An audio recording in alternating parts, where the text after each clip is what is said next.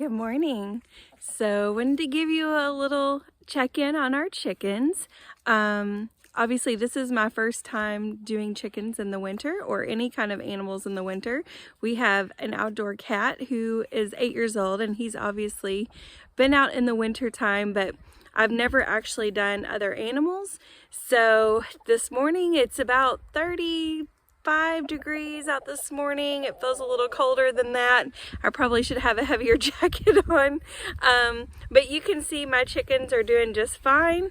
I have so many questions about winter chicken raising, and as I've kind of been on the search for answers to those kinds of things, I thought if I share this, you might have some of the same kinds of questions. So this might be a good little thing to see what we're doing, and then maybe that'll help you answer some of your questions, but these are working for us so far. So every morning and every night, right before they get up, I don't feed my chickens corn. We give them sunflower seeds, and that raises their body temperature. The heat, as they process the sunflower seeds, it increases their body temperature, so we've heard. And so far it seems to be working. They know when the seeds are coming out, and they come running. And I still had some leftover produce from my garden that I have frozen, and I had some tomatoes off the vine that just finished ripening, so they got some of those last week. So they are really loving it, and they're doing good. You can tell they're just talking away this morning. So Donnie and I decided to cover our run with plastic, and it's just underneath this one side and under the coop where it connects, and that has helped our 5-gallon water stay thawed out. We've hit below freezing a couple of times since we put this plastic on, and so far it's doing pretty good. The little cups haven't frozen up, the 5-gallon jug has not frozen up, and our rain barrel is overflowing because we just got snow the other day, about 2 to 3 inches of snow, and so that it was just flowing over the top. And that's done really good. One thing Donnie did just recently was to add a heated disc to the top of the rain barrel. So you can see here's the cord. We just have it plugged in to our house, and we did that with both rain barrels just to protect the barrel from cracking because it is plastic. Our hope is that as the sun comes up today, it'll keep it warm too because it's a black barrel, but so far that's working out really good. The coffee ground bedding is doing really good. It is so easy to clean this out. This morning I have not cleaned it out yet, so I'm not going to be opening the coop just yet, but it is very, very easy to get everything mucked out. The red stars are still laying eggs, so we've got quite a few eggs. I think we're getting about 7 a day right now, which is kind of, I didn't anticipate that for the fall and winter, but apparently red stars will keep laying even in the cold weather. So that's really exciting. So we're still getting eggs, and if you'd like to be added to our list, if you're local, I will be sure to get you some whenever we have a surplus of eggs that we don't need. I will be selling those. So here's our second little birds, and they get the same treatment as the first group, and they absolutely love it. They don't mind snow. They have all been out here in the snowy weather. So we just have to sometimes keep them pinned up in the run to keep them dry because we don't want anybody getting frostbite.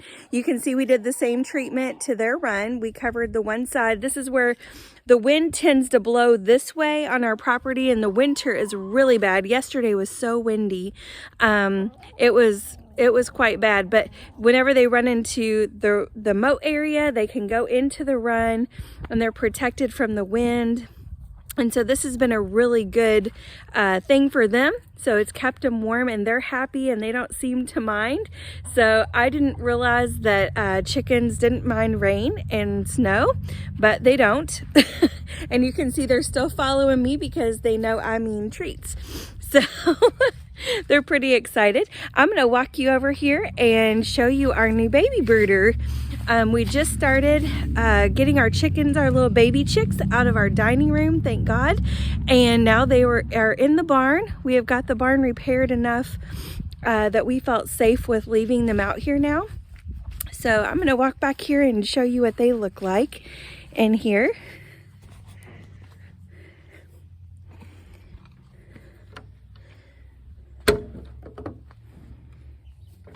Here we go. So this is our new baby brooder, and I'm going to shine this down in here, and you can see they are just having a good time today. A lot of them are staying under this one heat lamp. That's where they're getting the most warmth. Right now it's about 40 degrees in here, which is pretty cold for birds, but the heat lamps, under the lamp is about 60 to 70 degrees. So you can kind of see they're not too fluffed up, and they're running around and enjoying their new brooder in here. They have just had a good time. They did great all through the night.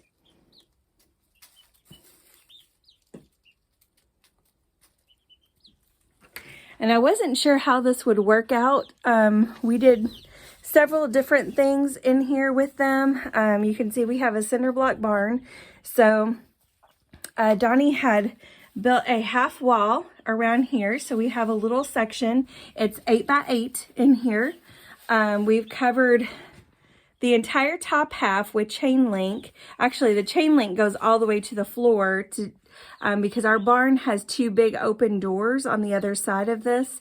And we are kind of concerned about raccoons coming in the night, and we wouldn't know. So we went ahead and put chain link all the way down to the ground. And the top is covered with plastic, and all the rafters, you can kind of see the lights on the other side. They have fencing, and in this coop area, in this little brooder, we have covered those little rafter areas with wood. So that way the draft is not so much in here for them. So last night this stayed about 42 degrees in here, which was really good. I was kind of surprised that it stayed that warm, but I guess between the lights and the birds, it was really good. We do have solar lights running here. This barn is completely off-grid, so we've attached small solar lights into the coop. So we can turn those on for a couple of hours in the morning, and that gets the chickens a little bit of light to kind of alert their bodies that it's time to wake up. And I wasn't going to do that this morning. I wasn't going to sneak in here and open their coops, but as soon as I did that, it triggered them because they've been right outside my bedroom door. And so every time I would wake up, they would start going to eat, like I was their signal that it's morning time. So today when I came in and started shaking their food jars around, they were instantly alerted to go eat, and so that was a good thing. We bought a door that has all glass on it, so they get the full sun. This barn is pretty shaded in a lot of areas, and so in the middle of the day, they will have a nice stream of sunlight coming in here, but in the early morning, there's not a lot of sun. The sun comes from the other side of the barn. So, but this gives us the opportunity to look in on them without having to constantly open the door and change the temperature in here. So, what we did is we made a little gate, and it's kind of hard to see because I'm so close. But as you walk in, there's a little gate here that we just latched with a hook and eye latch. Let me see if I can show you here. So we have little latches that this will swing open, and I can walk in. And then that lets me get into this little brooder area without having the cats or dogs follow me in here. If they do, I can shut them out real quick. And then this fence is directly across from the door. And this whole thing is hooked by a latch, and it will lift up to allow me to get in and clean this out without having to try to wheel the wheelbarrow through this tiny little gate right here. You can see it's only probably 2.5 feet wide, so my wheelbarrow is not going to fit in here at all. It's a really tight area, but there's enough space in here that my whole family can fit. We had Donnie and I and all 3 of our small children in here last night. loving on the birds, and we put this divider in because one thing I didn't realize is as soon as I let the birds into this area, let me see if I can get this post out of the way here. As soon as I put them into this larger area, they ran away from the light. And we didn't know that they would do that. So I thought they would run to the light. So we had to partition this off so that way the chicks would know to stay under the light for a little while. And as they grow and get bigger, then we'll remove the partition and they will have this whole area to run. Donnie will be adding a roost in here later today for them, so that way they can get up off the ground. But in this area, while we use coffee grounds out in the larger coop, this area will be pine chips and chip straw and things like that. So I haven't fully decided if I'm going to add some of the coffee grounds in here yet. We don't know, but for right now, we're just going to do the wood chips and the straw. I think that's working, and they know what to do with that in here, and I think it's keeping it just a little bit warmer. So I know that there's lots of arguments, and you will discover that online if you raise chickens, about heat lamps. We know that it's going to get in the teens in a couple of days, and their body temperatures have not acclimated to the 30 and 40 degree weather just yet. In 2 days, they will be 6 weeks old, and they do have all of their feathers, so they're able to come out and be outside, but we want them to slowly come out. And so having the heat lamps in here is very, very important right now. And everybody has their own arguments about heat lamps or not. My husband and I were up about 3 times last night coming out here to check on them, make sure everything was okay, and that the heat lamps weren't causing a problem. And that's a little bit easier to see in your dining room versus a barn that you can't see from your house. So our barn is kind of blocked from our garage, so we couldn't tell. But we felt like the risks of using the heat lamps were worth it versus the loss of the birds. So right now, that's what we're doing. And you can kind of see they're just over here cleaning and hanging out under the lamps. They're very happy. They've been running around, and I'm pretty pleased with this whole experience of getting them outside. Probably around April, they will be egg laying age, and they will be moved to coop 2 with our 5 little birds that are out there. So that's the farther along plan. This little area is just going to be a brooder for the spring and the winter time. If we raise chicks, they'll be in here until they get on layer feed, and then they'll move in with the bigger chicks.